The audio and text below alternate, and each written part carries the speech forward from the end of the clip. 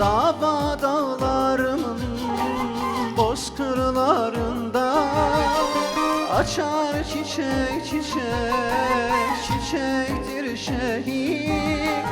Şehadetin taşlı toz yollarında açar çiçek çiçek, çiçektir şehit.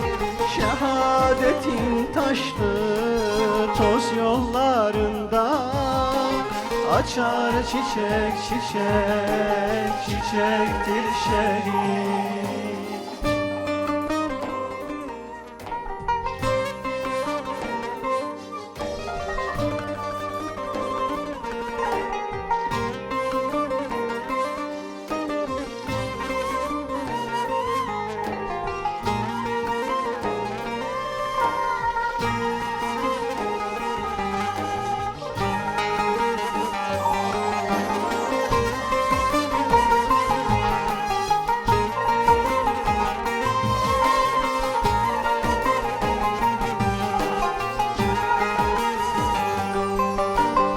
Her zaman kavga meydanlarında yanmayan İbrahim Nemrut narında.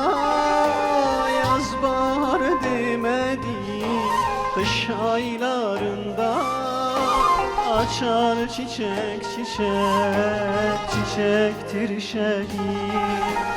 Yaz bahar demedi kış aylarında açar çiçek çiçek, çiçektir şehit.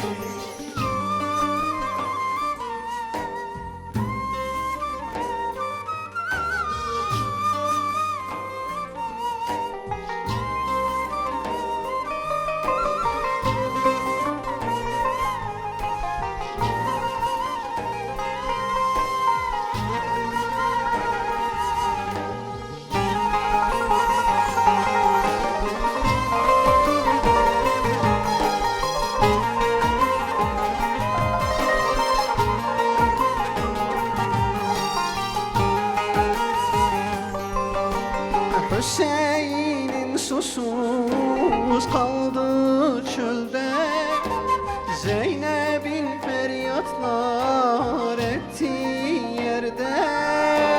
Allah arzuha edilen dilde açar çiçek çiçek, çiçektir şehit.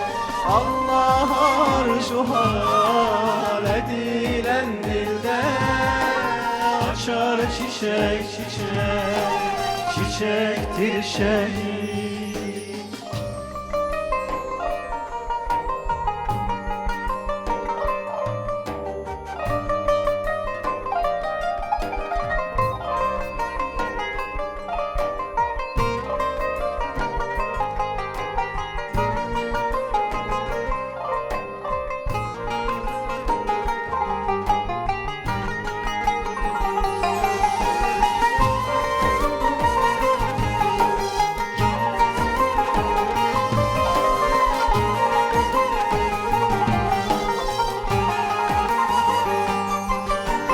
Her kurşun bir çiçek, devrim var kanda.